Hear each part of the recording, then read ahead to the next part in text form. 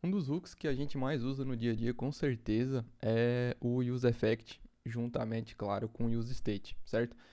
Mas nesse vídeo aqui eu quero conversar com você sobre o useEffect e, mais especificamente, os erros mais comuns que a gente comete ali no dia a dia utilizando esse hook, que é muito poderoso do React, mas na maioria das vezes a gente acaba utilizando ele de forma errada e isso pode trazer muitos problemas, tanto para a aplicação como um todo, questão de performance, quanto também para a gente debugar, porque se tiver algum erro dentro do useEffect ou vários useEffect com comportamentos diferentes e comportamentos errados, vamos dizer assim, você vai ver que vai ser um inferno você conseguir corrigir dependendo da situação, beleza? Mas é isso que a gente vai falar nesse vídeo, então bora lá.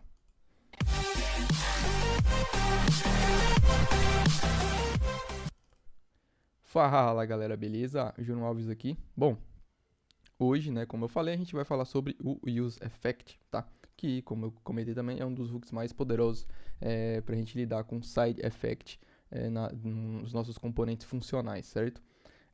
Porém, é muito fácil cometer erros utilizando esse hook, muito mesmo. Então, aqui eu vou te falar 3 erros e no final eu vou te dar um bônus aqui também, certo? De um detalhe que é bem importante a gente ficar ligado. Mas o primeiro erro, basicamente, é não especificar as dependências. Parece um erro fácil de corrigir e é, de fato, principalmente se você estiver utilizando as extensões aí do SLint e etc.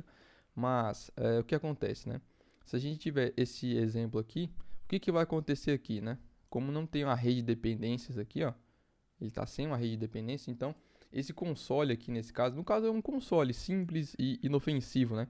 Mas isso aqui podia ser qualquer outra coisa, podia ser a execução de uma função, podia ser, cara, qualquer coisa, um cálculo aqui dentro, é, atualização de um estado, que eu já vi bastante gente fazer esse tipo de coisa e é algo errado também, tem outros vídeos aqui no canal onde eu falo sobre isso.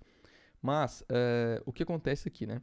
Como está sem uma rede de dependências aqui, ó, a gente não tem a gente não está especificando para o hook, né, para o useEffect, quando ele deve rodar, então ele vai executar sempre. E quando eu falo sempre, é sempre mesmo. Então, se esse componente aqui ele renderizar de novo, re-renderizar, né, vai ser executado. Se qualquer estado que eu tiver aqui dentro, então imagina um componente complexo com bastante estados aqui dentro, sempre que um estado atualizar, ele vai ser executado novamente. E por aí vai. Uma prop mudar, enfim, contexto.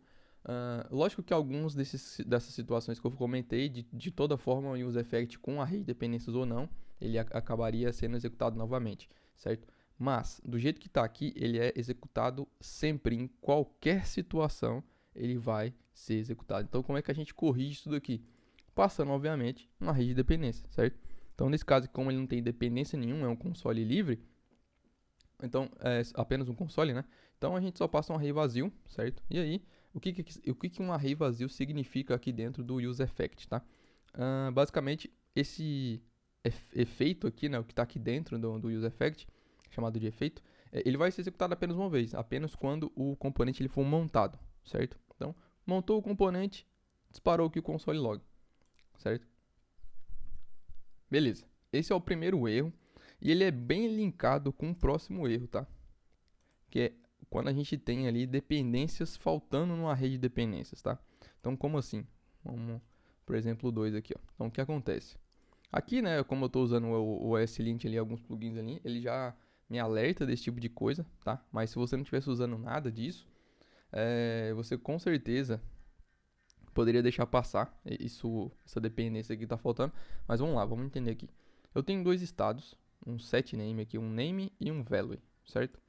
E aí, dentro do meu useEffect, eu estou dando um console no name. No name, beleza? Então, a minha dependência aqui dentro desse useEffect é o estado name. Porém, o que eu estou passando para a rede de dependências é o value, certo? O que acontece? Toda vez que o value atualizar, ele vai disparar esse effect de novo. Porém, o que eu dependo dentro do efeito aqui dentro do hook é o estado de name e não de value. Consegue entender o problema? Ah, claro que esse exemplo aqui é um exemplo bem ruim, tá? Isso aqui você não deveria fazer de jeito nenhum. Ter atualização de estado. Vamos supor que você tivesse um set name aqui dentro e etc. Já falei disso também em vários outros vídeos aqui no canal. Só você dar uma olhadinha, tem uma playlist, né? Pra você que tá chegando agora, né? Tem playlist aqui no canal, o canal tá todo organizado em playlist. E tem uma específica para React, tem outras ali, mais duas específicas para Next e Next 13. TypeScript, de testes. Recentemente comecei uma série sobre arquitetura aqui e vou continuar lançando vídeos. Nessa semana a gente não teve nenhum vídeo sobre arquitetura ainda, mas semana que vem a gente vai ter novos vídeos aí nessa série, beleza? Então, se você ainda não é inscrito, né, deixa eu te pedir já para você se inscrever aí, deixa seu like, compartilha o vídeo se tá sendo útil para você, beleza? Então, bora lá. O que acontece, né? Como eu estava comentando, a gente tem dois inputs aqui, né? Um input de name, né? Que vai salvar um input controlado, né? Para o estado de name e um outro para o estado de value. Tranquilo, sem muitas novidades aqui. Talvez você fique se perguntando o que é isso daqui, né? Isso aqui é um operador que a gente... É um short syntax, né? É basicamente você converter o que vier depois desse operador aqui, a gente converte para number, certo? Se eu tirar isso daqui, ele vai me dar erro porque o valor ali eu setei que fosse o número e isso daqui ele vai me retornar uma string, certo? Então eu converto aqui para number. Show. O que acontece? Nesse caso aqui, esse useEffect ele vai ser disparado de forma incorreta, né? Porque o que a gente depende aqui dentro é o name. Então, para corrigir isso daqui, basta você passar o name. Só que aí vem outro detalhe, né? Você está dependendo desse array, nesse useEffect, você está dependendo do value? Não, né? Então, tira ele daqui, né? Não faz sentido ele estar aqui, certo? Show. Terceira dúvida, né? Terceiro erro, né? Muito comum aqui. Que é a função de cleanup, que é cleanup incorreta, né? Primeiro, vamos ver o que é essa função de cleanup, né? Bom, imagina que a gente tem esse seguinte exemplo aqui, tá? Eu poderia até tirar isso daqui por enquanto. Vou tirar isso daqui também por enquanto. Só pra gente entender aqui o básico, tá?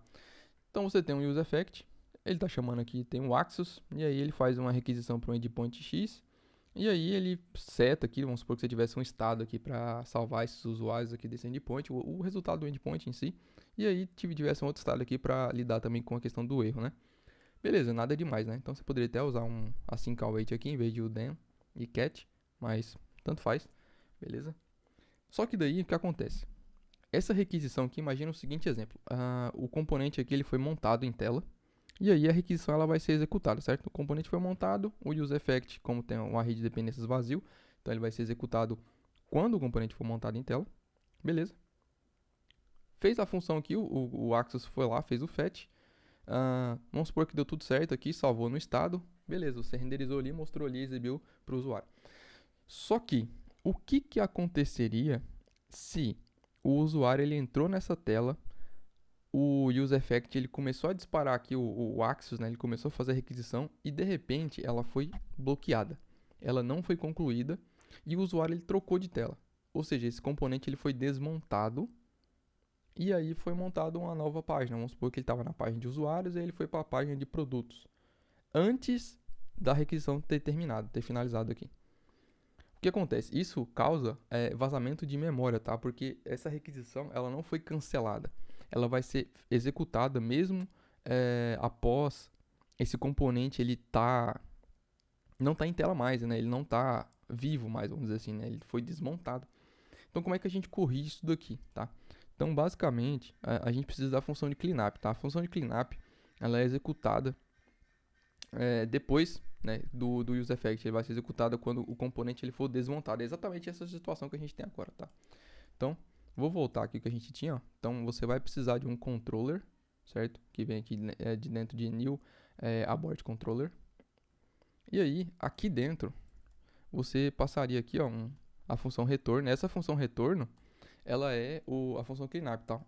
Então, toda vez que você tiver um retorno dentro do useEffect, esse retorno aqui, o que foi executado aqui, vai ser executado no cleanup do useEffect, tá? Se você quer entender mais sobre essa questão de como que os hooks funcionam, como que o useEffect funciona e etc., o ciclo de vida ali dos componentes funcionais, né, utilizando hooks, tem 2 vídeos aqui no canal, onde eu explico muito bem, a galera curtiu bastante, então se você quer entender mais, eu recomendo bastante dar uma olhada também, tá? É como os hooks funcionam, parte 1 e parte 2, ali por baixo dos panos. beleza? Lá eu te dou, cara, muito detalhe do que acontece aqui e qual que é a regra, né? Qual que é a ordem dos hooks, como é que eles são executados e etc. Questão de prioridade, enfim. E aqui que a gente precisa fazer. Quando foi executado o cleanup, ou seja, quando esse componente ele for desmontado, eu quero que ele aborta esse controller aqui, eu quero que ele executa essa função de abortar, certo? Então, como eu estou passando aqui esse signal para cá, se acontecer aquele exemplo que eu comentei, o usuário ele entrou em tela, começou a fazer o fetch, não terminou, trocou de tela, o componente foi desmontado, vai ser abortado, beleza? Então, aborta aqui, aborta a requisição. Show? E aí a gente não tem nenhum problema de vazamento de memória, nenhum comportamento não esperado, beleza? Então isso é bem importante. Tem outro vídeo aqui no canal também onde eu falo sobre isso, questão dessa importância da gente abortar requisições, né?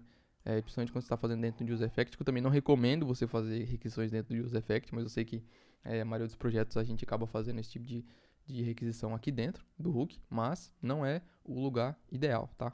O hook de UseEffect não foi feito para isso, tá? Mas enfim, se você quer um vídeo só sobre esses conceitos mais avançados do UseEffect, deixa nos comentários aí que a gente pode trazer um outro vídeo falando só sobre isso, beleza? Então, beleza, a gente cobriu os 3 pontos aqui e agora tem o bônus, né? Que é o seguinte, executar funções, effects, né? De forma desnecessária, né? O que acontece aqui? Tem muito... Isso acontece com bastante frequência, inclusive, né? A gente executa, utiliza o hook e o useEffect de forma incorreta, né? Lembra que o useEffect, como eu comentei, ele é para lidar com essa questão de side effects, certo? Então, não é para fazer requisição dentro dele. Lógico que dá, mas não é o propósito dele, certo? E isso pode acabar trazendo muitos problemas de performance, vai trazer muitos bugs também, provavelmente, em alguma situação aí você já deve ter passado por isso, se você já trabalha mais tempo com React, de estar acontecendo algum comportamento estranho dentro do seu componente por conta depois você demorou bastante para encontrar e provavelmente foi por conta de um useEffect que estava executando de forma incorreta e estava trazendo um comportamento que você não estava esperando. E isso dificulta até na parte dos testes, tá? Então, se você testa os seus componentes, quanto mais o useEffect tiver, você sabe que é mais complexo de você tratar esse tipo de coisa dentro do contexto ali de testes, certo? Então, tem algumas formas, né, que a gente consegue melhorar esse tipo de coisa, tipo utilizando o memoization, né, como o hook do useMemo ou o useCallback para funções. E aí a gente passa, né, nesse caso aqui, ó, vamos supor que eu tivesse uma função aqui, handle fetch, async, vai fazer alguma coisa e eu vou dar um retorno response.data, sei lá. Se eu passar isso daqui para dentro de um useEffect, vou até criar um outro useEffect aqui. Aqui já vai entrar em outra pergunta que provavelmente você vai deixar nos comentários aí, que é o seguinte. Aqui ele não está me reclamando, mas eu deveria passar essa função para cá, certo? E se eu passo ela para cá na rede de dependência, ele já me acusa aqui, ó, que eu preciso envolver isso aqui dentro de um useCallback, certo? Que é para memorizar essa função. Tá, o que acontece, né? Aqui a gente já vai entrar em uma outra pergunta bônus aí que provavelmente você vai deixar nos comentários. Eu posso ter mais de um useEffect dentro do componente? A resposta é sim e não ao mesmo tempo. É sim, mas depende. O que acontece? Como eu comentei, o useEffect ele é um hook para a gente lidar com side effects, certo? Então imagina um componente com vários useEffect e fazendo atualização de estado, chamando setState, fazendo requisição HTTP, igual a gente está fazendo aqui. Isso não é legal, tá? Isso provavelmente indica, já é um forte indício que o seu componente está bastante inchado, então você deveria quebrar ele em componentes menores e estudar um pouco mais sobre o hook e useEffect e outras formas que a gente tem de fazer o fetch, né? Você deve estar me perguntando, pô, se eu não posso usar o useEffect para fazer o fetch ali de um endpoint, alguma coisa assim, né? O get, para trazer um resultado ali para minha página, então eu vou colocar isso aonde? Cara, existem várias outras formas e existem vários outros vídeos aqui no canal também sobre isso, beleza? Então, recomendo você dar uma olhadinha no canal aí. São formas melhores aí da gente fazer o get dentro de componentes, beleza? E de certa forma também até ajudando a questão dos testes. Fechou? Então, galera, era isso que eu queria trazer para você nesse vídeo.